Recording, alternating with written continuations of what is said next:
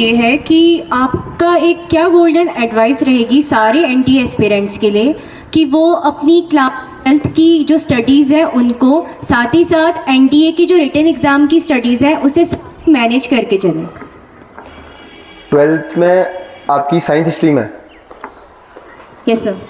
देखो, science stream में तो आप मैथ का पेपर तो कर लोगे, साइंस आप कर लोगे, इंग्लिश आप कर लोगे क्योंकि इंग्लिश बेसिक आती है, मतलब अगर नॉर्मल देखोगे हो जाए।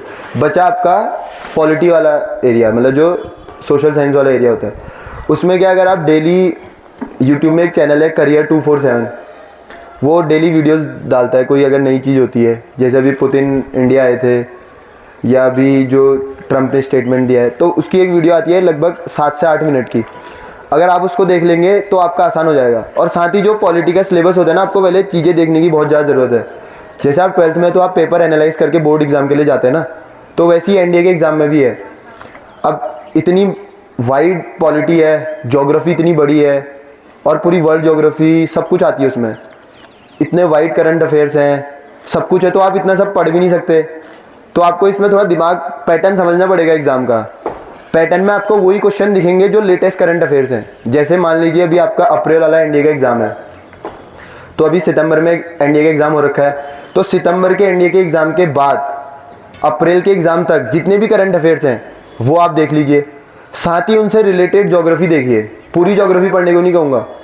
फॉर एग्ज़ाम्पल अभी मान लीजिए कहीं पे कोई कहीं पे आपने मेडिटेरियन सी का जिक्र सुना होगा या पैसिफिक ओशन का जिक्र सुना या कोई भी किसी चीज़ का, तो उसके आसपास की जो कंट्रीज़ हैं वो देख लीजिए कौन कौन सी हैं वर्ल्ड मैप में।